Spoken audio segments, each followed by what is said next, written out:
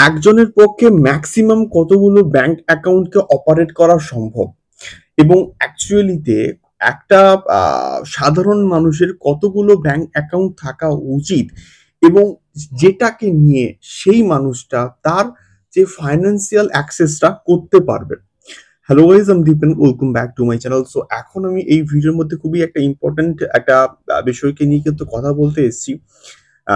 তো বিষয়টা হচ্ছে একজন মানুষের একজন স্যালারিড যে প্রত্যেকটা মাসে একটা নির্দিষ্ট টাইমে একটা স্যালারি পায়, তার কতগুলো ব্যাংক অ্যাকাউন্ট থাকা উচিত এবং সেই ব্যাংক অ্যাকাউন্টের মধ্যে থেকে কি কি ধরনের ট্রানজাকশনস হলে সেই তাদের প্রপারলি তার স্যালারিটা সঠিকভাবে ডিভাইডেড হবে।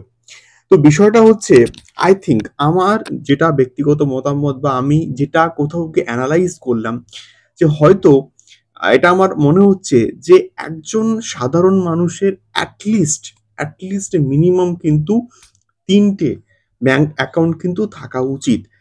এটাকে আমি কিন্তু ক্লারিফাই করব। কেন আমি বললাম এই স্টেটমেন্টটা। ১ম যে বিষয়টা সেটা হচ্ছে গিয়ে আ ১ম এ যখন আমাদের কোনো সাধারণ মানুষের সেলারি ঢোকে, তো সেলারিটা ঢুকলো এবং সেলারি থেকে একটা জায়গাতে আমি এর আগে কিন্তু একটা ভিডিও তৈরি করেছি যে ইমার্জেন্সি ফান্ড বলে, যে ফান্ডে সাধারণত আ কোথাও গিয়ে আমাদের যখন চাকরি থাকবে না বা চাকরি যখন চলে যাবে বা হঠাৎ কোনো টাকার দরকার হবে বা সোর্স অফ ইনকাম বন্ধ হয়ে গেল, সেই সমস্ত বিষয় বা সেই সমস্ত সময় যাতে করে সেই আ ফান্ডটা, সেই টাকাটা আমাদেরকে হেল্প করতে পারে।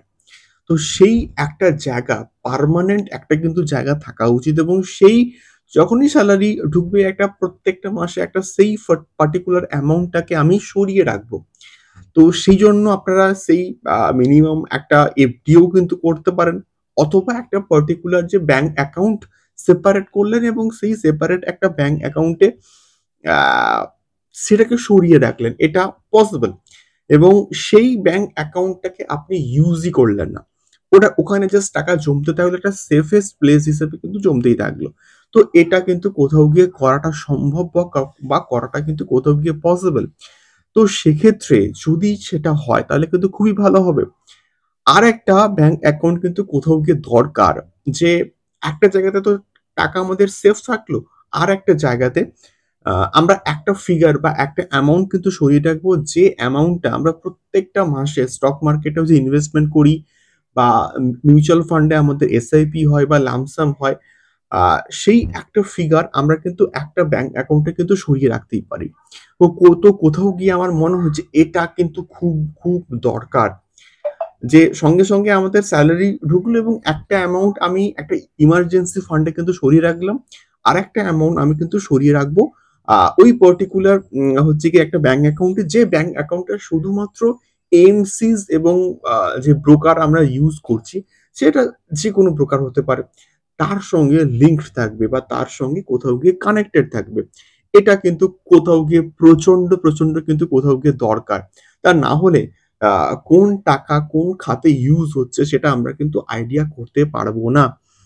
আর যে অ্যাকাউন্টে সেলারি ঢুকছে সেই অ্যাকাউন্টটা আমরা বাদবাকি যে আ টাকাটা পড়ে থাকলো, সেই টাকাটা আমরা কিন্তু আ কোথাও গিয়ে আমার মনে হয় যে ডেইলি এক্সপেন্সেস, যে সংসার খরচা বা এটা ওটা, সেই খাতে কিন্তু খরচা করতেই পারে। এটা আমার কোথাও গিয়ে ব্যক্তিগত মতামত এবং আপনাদের অনেকের সঙ্গে মতামত কিন্তু মিলতেও পারে, নাও মিলতে পারে এবং আপনারা কোথায় আপনাদের ব্যক্তিগত টাকা রাখবেন সেটা আপনাদের একান্ত ব্যক্তিগত ব্যাপার এবং এই ভিডিওটা আমি জাস্ট একটা আ আইডিয়া করার, আমার ব্যক্তিগত যে মতামত সেটাকে আইডিয়া করার কিন্তু একটা চেষ্টা করছি।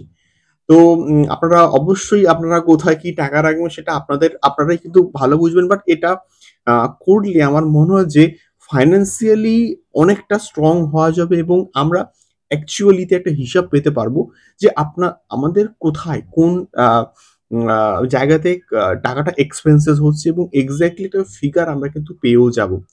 এবং সেক্ষেত্রে আ একটা ফান্ড বা একটা টাকা আমাদের সেফ জায়গাতে কিন্তু থাকবে। তার এক এক জায়গাতে সমস্ত টাকা থাকলে বা একটা ব্যাংক অ্যাকাউন্টের মধ্যে সমস্ত যদি টাকা থাকে, তো সেটাকে অপারেট করা আমরা এক্সাক্টলি কোথায় বুঝতে পারছি না যে কোথায় আমাদের কি খরচা হচ্ছে, কি বৃত্তান্ত সেটা কোথাও গিয়ে আমাদের মনে হয় যে একটুখানি চাপ হয়ে যেতে পারে। তো স্টিল আমার কোথাও গিয়ে মনে হয় যে এই বিষয়টা একটুখানি যদি ভালোভাবে কন্ট্রোল করা যায়, অপারেট করা যায় তাহলে কিন্তু একটা আমরা সঠিকভাবে ফাইন্যান্সিয়ালি কিন্তু এগোতে পারবো। তো এটাই ছিল মেইনলি বক্তব্য।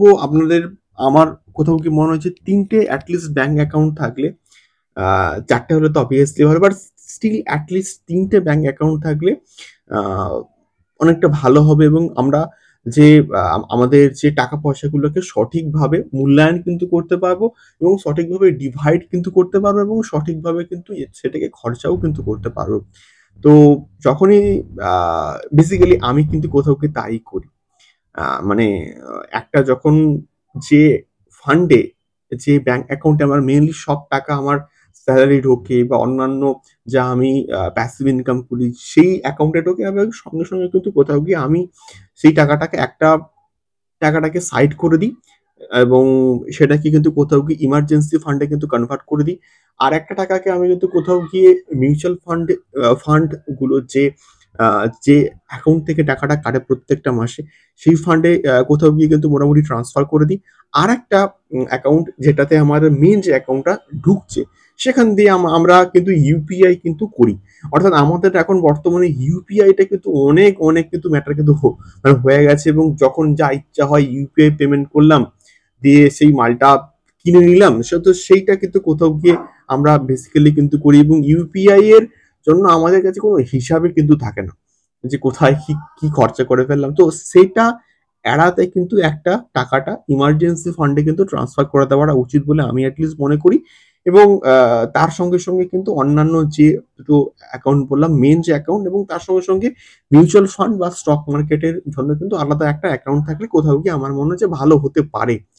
তো সেক্ষেত্রে এটাই ছিল আজকের ভিডিও। অবশ্যই আপনাদের মতামত, আপনাদের বক্তব্য কিন্তু আমাদেরকে কমেন্ট বক্সে কমেন্ট করে আমাদেরকে শেয়ার করতে পারেন এবং আমি আরো একবারও বলব যে আপনারা কোথায় টাকা ইনভেস্ট করবেন বা কি খাতে টাকা খরচা করবেন বা কতগুলো ব্যাংক অ্যাকাউন্ট করবেন সেটা আপনাদের একান্ত ব্যক্তিগত ব্যাপার।